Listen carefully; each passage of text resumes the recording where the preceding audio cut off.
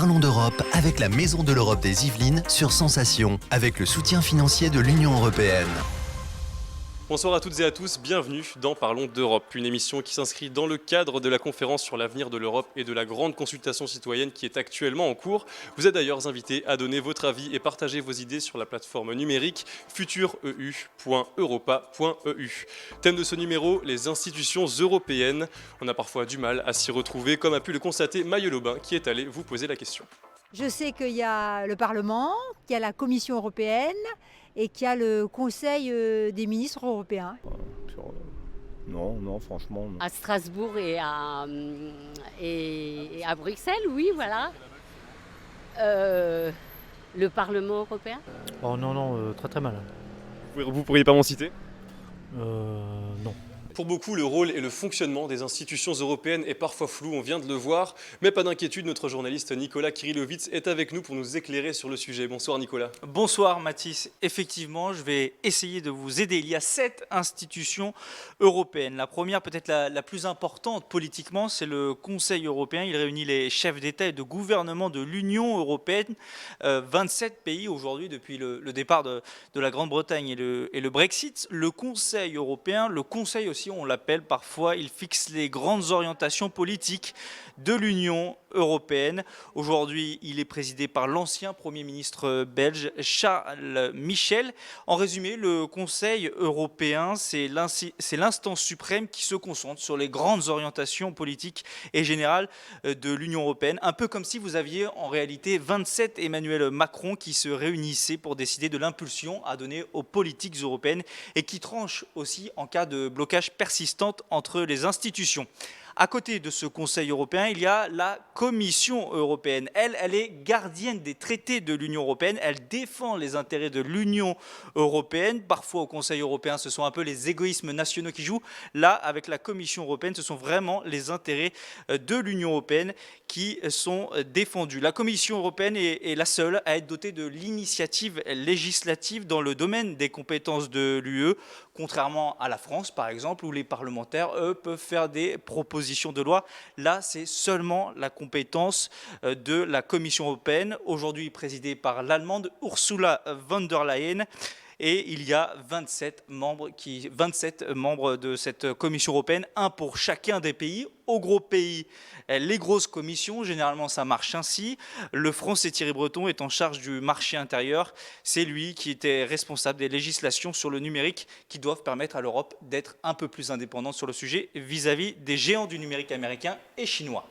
Alors vous nous en avez cité 2, mais il y a aussi, je crois, le Conseil de l'Union européenne, Nicolas. Tout à fait, le Conseil de l'Union européenne, à ne pas confondre avec le Conseil européen dont j'ai parlé au début. Le Conseil de l'Union européenne, lui, il réunit les ministres de chacun des États membres pour voter les lois proposées par la Commission européenne. J'espère que vous suivez pour l'instant, Mathis. C'est difficile. C'est un peu compliqué. Donc le Conseil de l'Union européenne est co-législateur avec le Parlement européen. Le Conseil de l'Union européenne se réunit selon les compétences de chacun des ministres. S'il y a un sujet des transports, ça va être les 27 ministres des transports des pays membres de l'UE qui vont se réunir pour amender peut-être ou modifier les propositions de loi de la Commission européenne. Et je vous le disais, il fait cela en parallèle avec le Parlement européen que l'on connaît un peu mieux. Ils sont 705, ces parlementaires européens qui, eux, agissent donc en co-législateur avec le Conseil de l'Union européenne.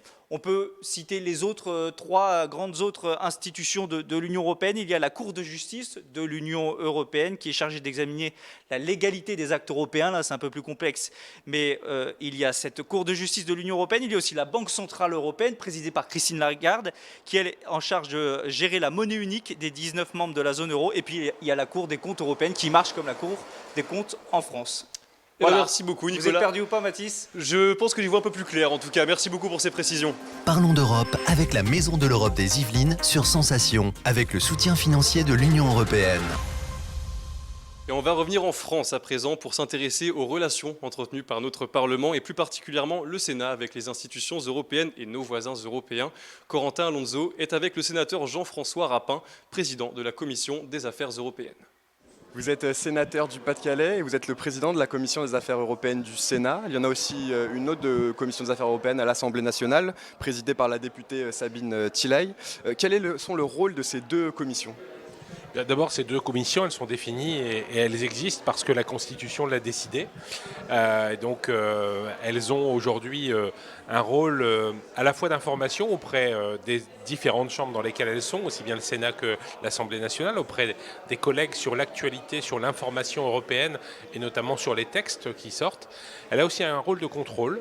Elle a un rôle de contrôle des textes au travers ce qu'on appelle la subsidiarité, la proportionnalité, puisqu'elle elle précise finalement si les textes européens sont tout à fait conformes au plan de la subsidiarité et de la proportionnalité avec ce qu'attendent les États membres et comment ils les reçoivent. Ça, c'est le premier point.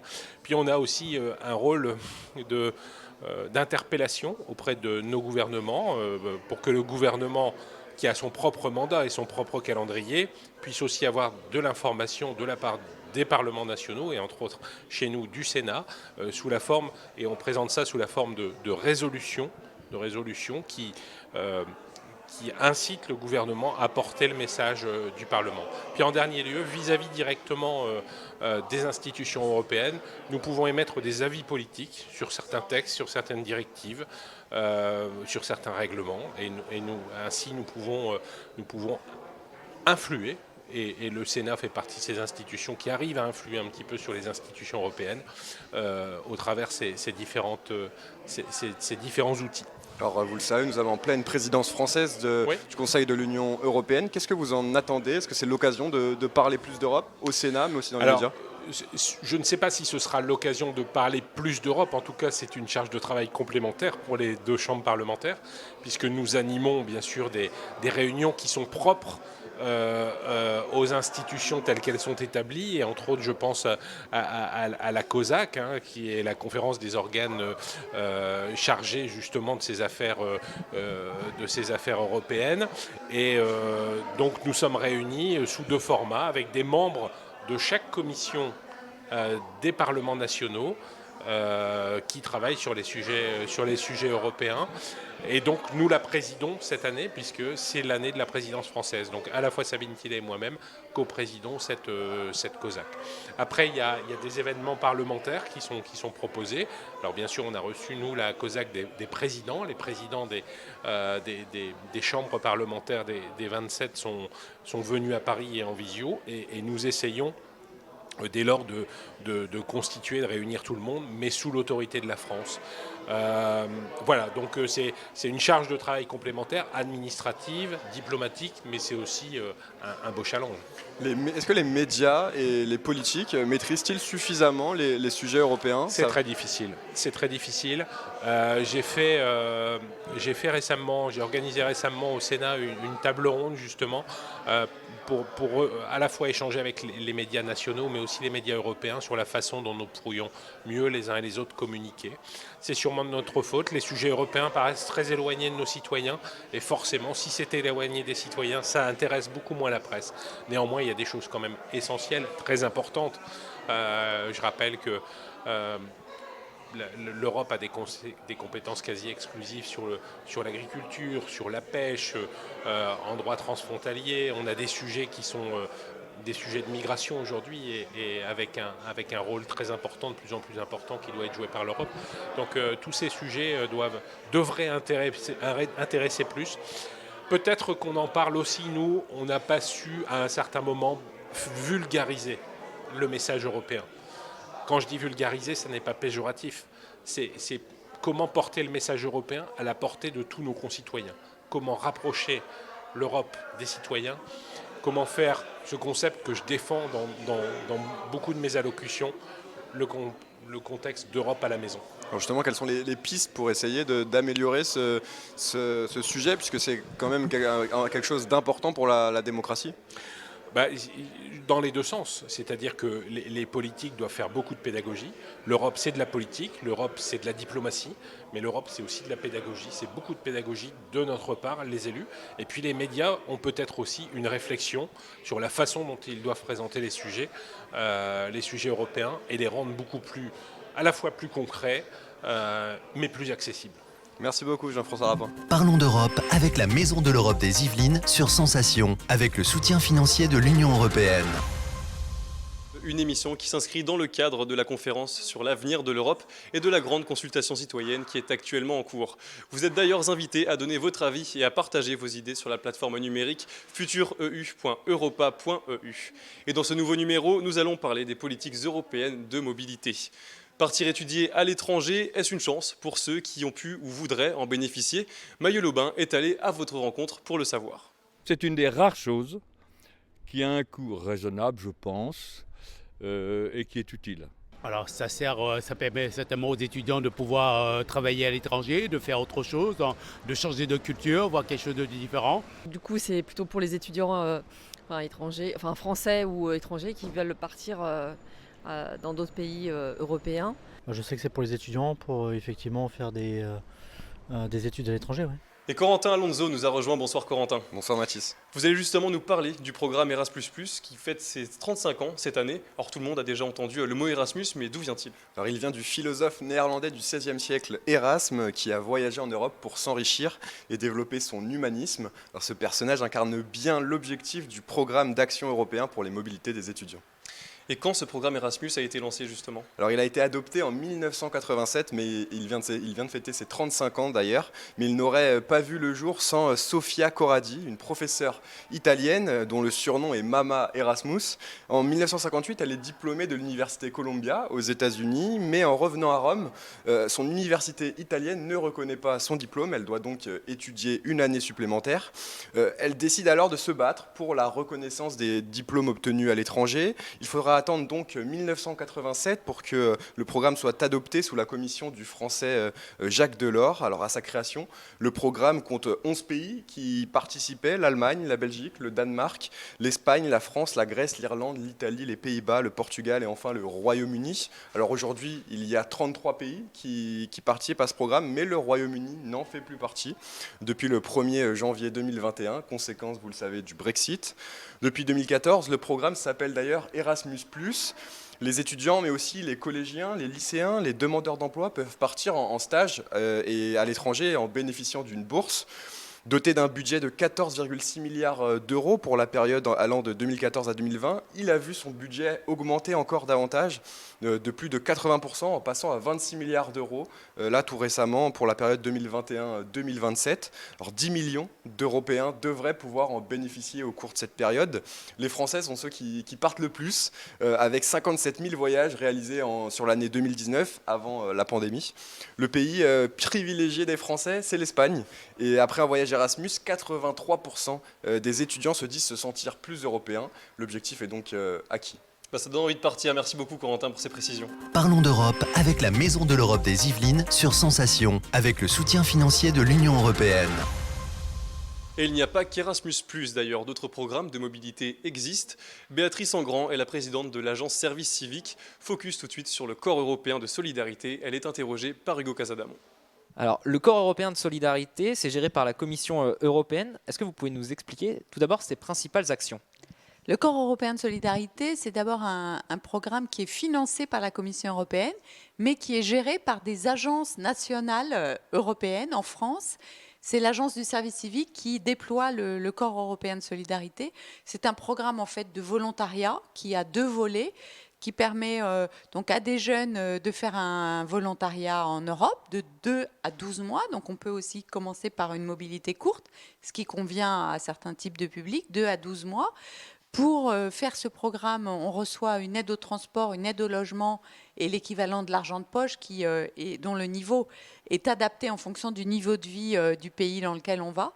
Et puis le deuxième volet du programme corps européen de solidarité, c'est ce qu'on appelle des projets de jeunesse, de participation des jeunes, qui permet en fait à des jeunes, à des groupes de jeunes informels d'accéder à des financements pour développer un projet de solidarité. Et je crois que c'est à peu près les seuls financements existants qui peuvent être octroyés à des groupes de jeunes informels. Donc c'est une très belle action aussi. Alors en quoi c'est important justement ce corps européen de solidarité? Est-ce que ça permet peut-être de renforcer le sentiment d'appartenance européenne auprès des jeunes? L'idée du corps européen de solidarité, c'est d'utiliser la solidarité, l'intérêt général, la générosité comme truchement, comme levier pour rassembler les jeunes européens, effectivement, pour qu'ils exercent ce sentiment d'appartenance. Donc moi, j'aime bien cette idée d'agir collectivement pour se rencontrer. La rencontre, c'est un beau mot. Je crois que c'est vraiment ça, cette idée de construire l'Europe ensemble par des actions citoyennes comme l'aide aux migrants, lutter contre le plastique dans les océans, aider des jeunes enfants à faire leurs devoirs, enfin toutes les actions, rendre visite à des personnes âgées isolées. Tant d'actions qu'on peut faire dans le corps européen de solidarité dans un autre pays. Alors maintenant qu'on sait quelles actions on peut faire, comment est-ce qu'on peut donner envie aux jeunes justement de faire ces actions? Alors d'abord, avant de donner envie, il faut déjà informer. Et il faut toujours remettre l'ouvrage sur le métier, sur l'information. Pour ce qui est de donner envie, il y a vraiment un moyen qui fonctionne bien, c'est de s'appuyer sur les pairs, le peer-to-peer, comme on dit en anglais, de solliciter des jeunes qui ont déjà vécu cette mobilité européenne pour et leur demander de la valoriser, d'en faire la promotion auprès de jeunes. Tout ce qui passe en fait par les rôles modèles, ça fonctionne très bien. Utiliser aussi évidemment les canaux utilisés par la jeune génération comme les réseaux sociaux. Il faut reconnaître que ça marche assez bien parce qu'on a beaucoup de demandes pour le corps européen de solidarité qui a une très bonne réputation. Merci beaucoup. Merci à vous. Parlons d'Europe. La mobilité des jeunes est importante, mais en quoi ça leur est bénéfique? En quoi est-ce une source d'enrichissement? Mais surtout, comment une mobilité peut-elle s'inscrire dans le parcours scolaire ou professionnel? Corentin Alonso en parle avec Michèle Mauquin, déléguée adjointe académique aux relations européennes internationales et à la coopération de Versailles. Madame Mauquin, vous êtes chargée de mettre en œuvre la stratégie d'ouverture européenne et internationale pour l'Académie de Versailles. Alors justement, quelle est cette stratégie ? Alors oui, bien sûr, en fait, notre service est un service du rectorat, un petit service, et nous mettons en œuvre et nous élaborons la stratégie académique d'ouverture européenne et internationale qui est pilotée par la rectrice de l'Académie de Versailles, avec bien sûr, nous faisons aussi attention aux priorités nationales et aux spécificités territoriales.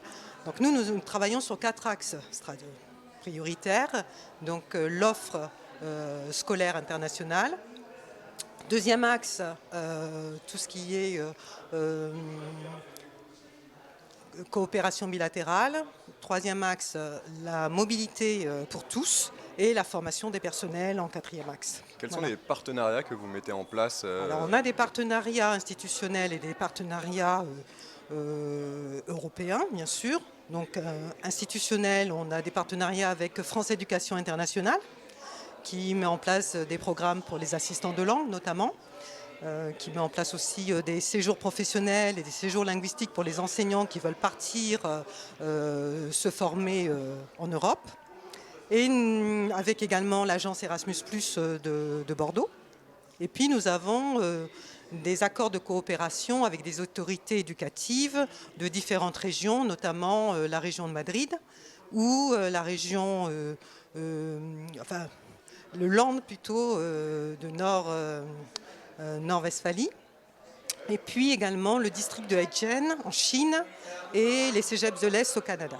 Alors justement, vous avez parlé du programme Erasmus+, pour la période 2021-2027. Le budget a augmenté de près de 80%.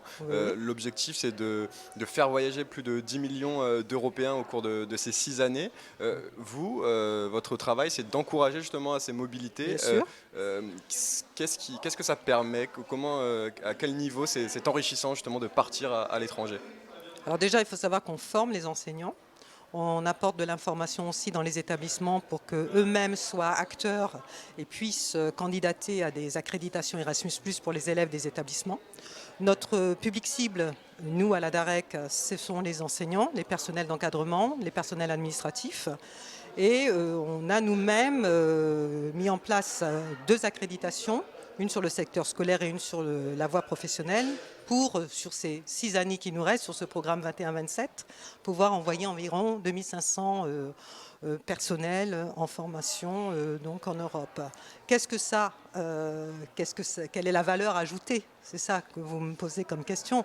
La valeur ajoutée, c'est de pouvoir ouvrir un établissement à l'Europe et à l'international, permettre à des jeunes de partir en mobilité, de s'enrichir ailleurs, que leur parcours soit reconnu dans un cursus scolaire, c'est-à-dire partir en mobilité, ça ne doit pas être finalement ensuite un handicap quand on revient et qu'on ait tout à recommencer. Donc que cette mobilité, elle soit vraiment inscrite dans le parcours scolaire de l'élève. Alors quand on pense aux mobilités, on pense souvent aux études supérieures, mais pour les élèves décrocheurs, est-ce qu'il existe aussi des solutions? Alors il n'y a pas que les élèves décrocheurs, hein. On peut partir en mobilité dès la classe de 4e. Vous avez des programmes franco-allemands qui vous permettent de partir, étudier pendant 3 mois ou 6 mois. Ce sont le programme Brigitte Sauzet ou Voltaire qui permet à un élève de partir dans un établissement, suivre un cursus scolaire.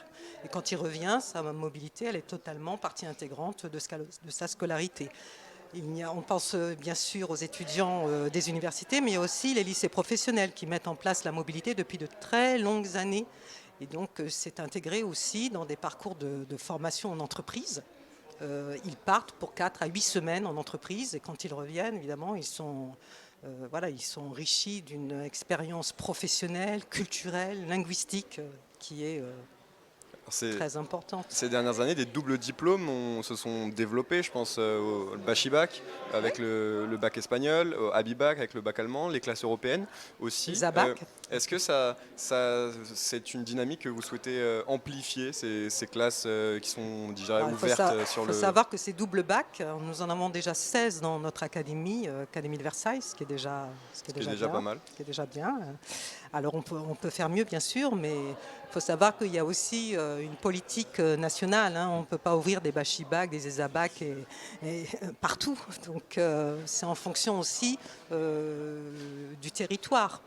Parce qu'il faut que les élèves aient envie de s'inscrire dans... Il faut pouvoir recruter aussi les professeurs. Il faut pouvoir recruter des professeurs et il faut qu'ensuite il y ait une continuité pédagogique vers ensuite des sections, notamment sections européennes ou sections internationales. Merci beaucoup, Michel Moquin. Je vous en prie. Parlons d'Europe. Et les politiques de mobilité évoluent, de nouvelles mesures se mettent en place pour favoriser les études ou les formations à l'étranger. Marie-Pierre Védrenne, eurodéputée, est avec Hugo Casadamon. Alors Marie-Pierre Védrenne, vous êtes eurodéputée, mais vous avez été également directrice de la Maison de l'Europe de Rennes de 2016 à 2019. Maintenant que vous êtes au Parlement européen, est-ce que vous pouvez nous expliquer en quoi c'est important de porter au niveau européen la notion de mobilité? La notion de mobilité, déjà, elle peut s'entendre de différentes façons. Ça peut être une mobilité rien que 10 km parfois, qui peut être un obstacle pour des jeunes. Au Parlement européen, forcément, notre enjeu, c'est de favoriser la mobilité aussi européenne.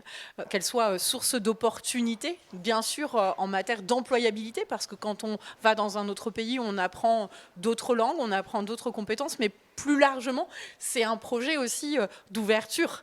C'est un projet commun où on va aller rencontrer d'autres cultures plus largement et d'autres citoyens. Donc c'est ça notre enjeu. C'est au travers de ce programme Erasmus, qui est une des plus belles réussites de l'Union européenne, donner cette envie de découvrir, de s'ouvrir et de développer des compétences qui feront que, comme je le disais plus tard, vous aurez aussi ces critères de prise de risque aux yeux d'employeurs qui favoriseront votre place dans le marché du travail. Alors vous parlez des jeunes, le programme Erasmus, c'est pas que pour les jeunes, justement, on a tendance à l'oublier. Comment est-ce qu'on peut peut-être parler plus de cet aspect-là, peut-être plus dans les médias, les réseaux sociaux, comment toucher d'autres publics? Effectivement, la mobilité, elle touche les plus petits, dès l'école primaire jusqu'aux plus âgés, notamment. Ça peut toucher les enseignants aussi, ça peut toucher les élus, ça peut toucher les entrepreneurs. Donc c'est extrêmement important de justement démocratiser le programme, faire en sorte qu'il soit accessible à tous. Donc il y a lever les barrières, des fois qu'on peut soi-même se mettre en se disant je ne vais pas aller dans un pays parce que je ne parle pas telle ou telle langue, alors que l'objectif justement c'est de développer ces compétences. Donc notre enjeu c'est de augmenter l'enveloppe budgétaire pour toucher de plus en plus de monde et puis faire sauter ces différentes barrières. C'est vrai que vous avez raison, la communication joue aussi un rôle extrêmement important. Donc ça passe par des plateformes aussi peut-être qui sont plus accessibles. ou qui répertorie justement toutes ces opportunités, la mise en place de réseaux européens. Il y a beaucoup de choses qui progressivement continuent de se développer pour favoriser cette mobilité. Alors c'est quelque chose dont on parle beaucoup en France. Est-ce que on en parle de façon égale dans toute l'Europe? Est-ce qu'il y a autant de Français qui partent faire de mobilité que d'Espagnols ou peut-être que de Roumains, par exemple?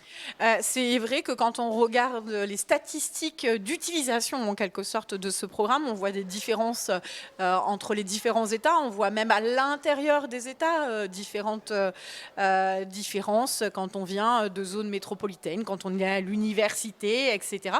Donc notre enjeu, justement, c'est bien de faire en sorte que ces opportunités, elles soient accessibles à tous. Donc la question de la connaissance de ces mobilité et puis la question de l'accessibilité.